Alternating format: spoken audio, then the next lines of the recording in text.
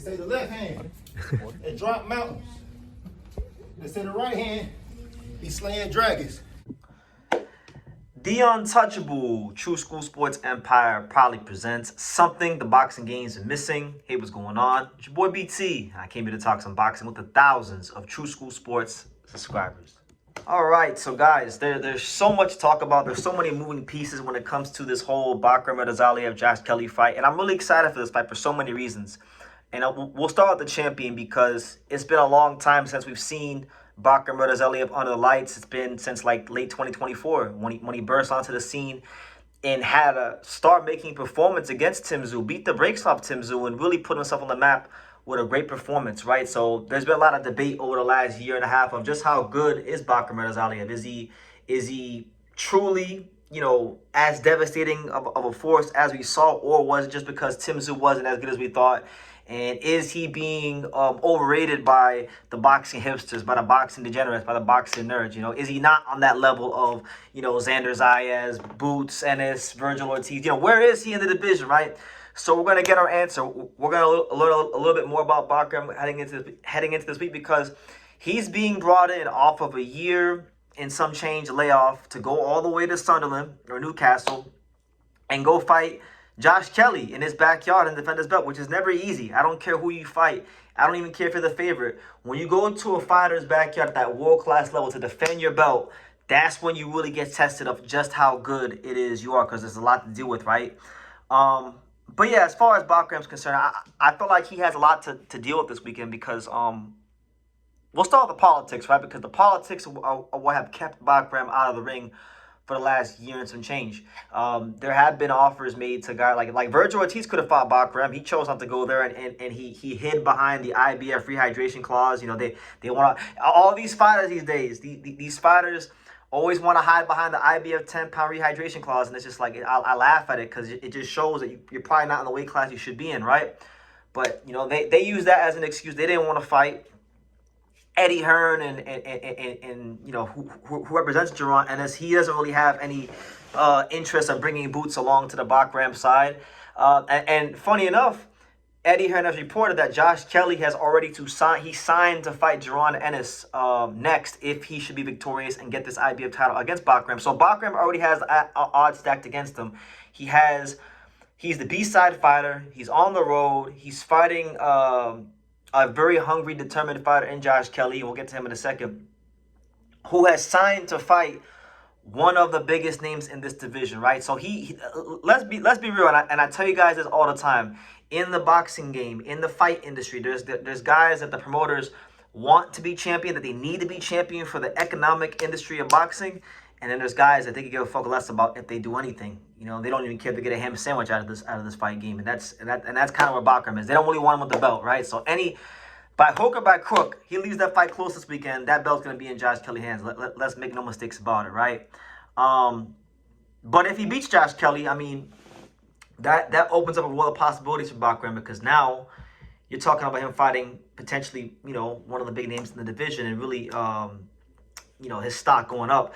Josh Kelly is a guy that Eddie Hearn has been wanting to fight Jaron Ennis for a long time. I remember back in the summer of 2025, I was talking about it back in like June of last year, that I thought that Matchroom Boxing and Eddie Hearn, they wanted to go that route and get Boots fight with Josh Kelly, right? Now, when Boots fought on October 11th against Usima Lima, but before they got to Usima Lima, there was an offer made to Josh Kelly, to which Josh Kelly and his team said, no, not right now. So they've been wanting to fight Josh Kelly. That's a fight that's been on Eddie Hearn and Team Ennis' radar for a little bit of time now. And so I say all that to set the stage and say this. Bakhram Murtazaliev is fighting a lot of things this weekend, guys. He's fighting, the politics of boxing. He's fighting this Ennis-Kelly fight already being signed. He's fighting against also a very determined fighter in Josh Kelly. Because if we could go back in time and rewind time a little bit, I remember 2018, 2019, I was covering a lot of Josh Kelly early on. I liked Josh Kelly. I still like Josh Kelly, but I liked him a lot back then. He was knocking these guys out, looking like the Roy Jones Jr. of Sunderland, right, when he was fighting those no-hopers. And then he ran into David Avanesian, who I think Bakhram and Avanesian, they have some similar things about them as far as pressure and physicality and things like that. So the beautiful thing about this fight for Josh Kelly is that it's two things actually. He gets to revalidate himself, because this was at one point in time one of, if not the most hyped up prospect coming out of the UK outside of Anthony Joshua. I would say, apart from Anthony Joshua, Kelly was up there as one of the most hyped up young fighters from the UK till he lost David Amnesian. He gets to revalidate some of that and realize some of his potential if he beats Bakhram. But also, he gets a chance to exercise some demons, because like I said, Bakhram has that methodical pressure and he has that heavy thudding power and volume as well. Kind of like some of the same things Amnesian has, to where if he puts Kelly in that position, you know, in the third, in the fourth, fifth, sixth rounds, those middle rounds, and Kelly shows himself to be a bit of a front runner in this fight, you know, he's going to be put in a position where he has to exercise some demons. And that's what we see if Josh Kelly has really matured and graduated to that point of being deserving of being called what every fighter desires to be called when they put on the boxing gloves for the first time. And that is the title of being a world champion. So really interesting fight. Bakhram made some interesting comments, and I wanted to camp out on these real quickly before I end the video. Bakhram Murtazaliev stated that he's had a hard time getting on the right side of the business side of boxing, getting these big fights, 154. So he said, look, I was 151 pounds the night of the Tim Tszyu fight. I can make 147. So if the right deal comes through, I can make 147. So Bill Haney, Devin Haney, shit, you want to make a big fight happen? Devin's always been willing, ready, and able to fight the best. This is another option that they could look at. I know Bill Haney's a smart, shrewd businessman, a great manager, one of the best managers in modern boxing history. That's an option for him. You know, and you know, I wouldn't mind seeing Bakhram mix it up with the guys like Lewis Crocker, Brian Norman Jr., Rohan Polanco, Tiger Johnson. I mean, that's an option. And then he even talked about going to 160. You know, to fight a guy like, you know, maybe he could fight Johnny Beck, maybe he could fight Lara. Who knows what lies up there for Bakhram at 160. But look, this is a guy that's clearly hungry, eager, and determined to prove that he belongs on that world-class creme de la creme level of boxing. And he's also made it very known to Boots Ennis and Virgil Ortiz, pretty much saying, look, these guys are running around calling themselves the best in the division. Neither one of them is world champion. Neither one of them has really been the top champions of the division to be called that. So it's premature, and we all got to fight. And he let it be known to Jaron Ennis specifically.